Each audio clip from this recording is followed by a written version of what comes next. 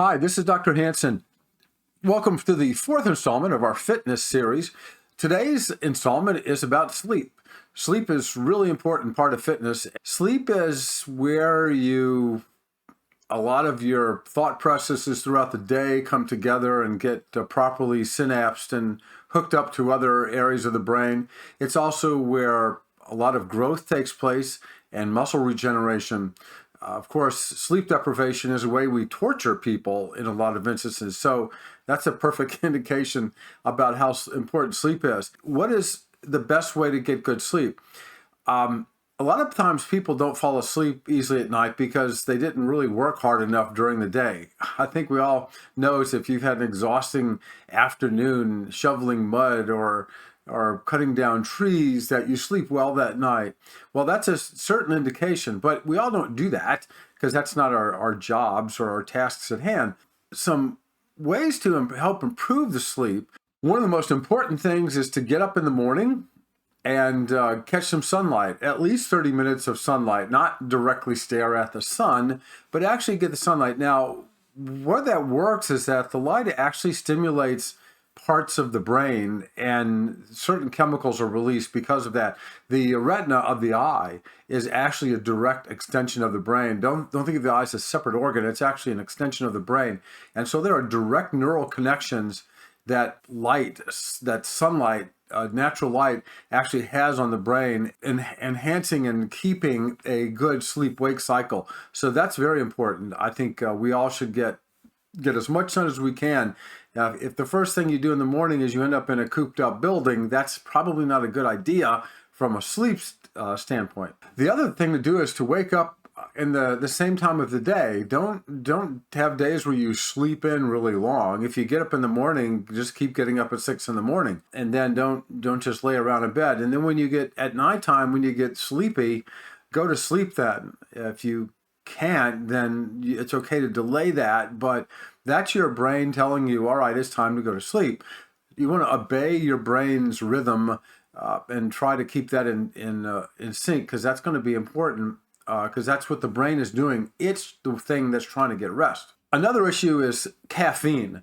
A lot of people drink caffeine. Now, caffeine is a good product. Caffeine, for other reasons, at about 10 or 11 in the morning or something like that's good. First cup of coffee and all this stuff as soon as you wake up is probably not a good idea.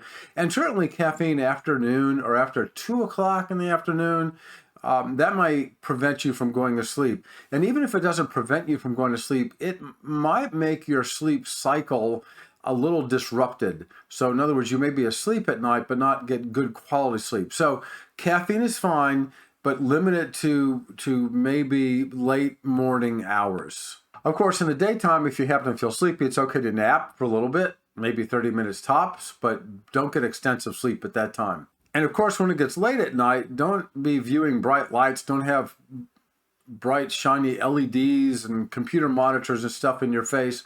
That tends to cause stimulatory effect on the brain. And likewise, don't be working on spreadsheets too much when it's close to bedtime. There are some chemicals that can help with falling asleep in some people. I would not take this time to go over all the different medicines and chemicals. One I would like to bring up is melatonin. Melatonin probably has some benefit with restoring day-night shift cycle issue. As far as actually being a good quality sleep agent, it's probably not good. The amount of melatonin in each dosage is not standardized. Super high doses of melatonin are not good. Melatonin in the pineal gland varies. It's a phasic thing throughout the course of the day and the evening.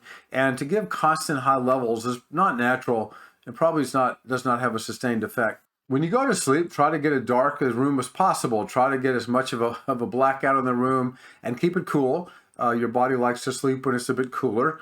So, of course, try to keep it quiet also. And some of the critical components of sleep is if you do exercise in the daytime, let's say you do a lot of resistance training, when you go to sleep, that's when growth hormone is released.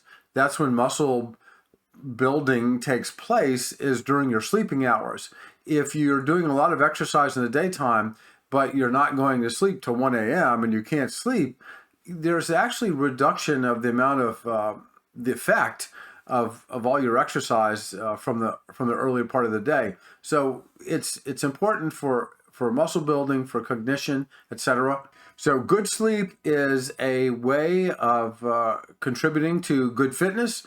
It makes you feel better all over. It makes it where that in the morning when you get up, you're ready to get sunlight, get exercise, etc. Maybe not the most important part, but a very important part. So pay attention to your sleep hygiene. Thank you for listening, and I hope that was of some benefit. As many of you know, I am moving my video channel from YouTube to avoid censorship over to Rumble. This is what my Rumble page looks like when you do land on it, and I would encourage everybody to go there and to subscribe. This is the URL, the address you would put in your browser in order to get to my Rumble channel, and I also hope this is some benefit. You'll have other content on the Rumble channel which is not available on the YouTube channel. Thank you for listening. Bye.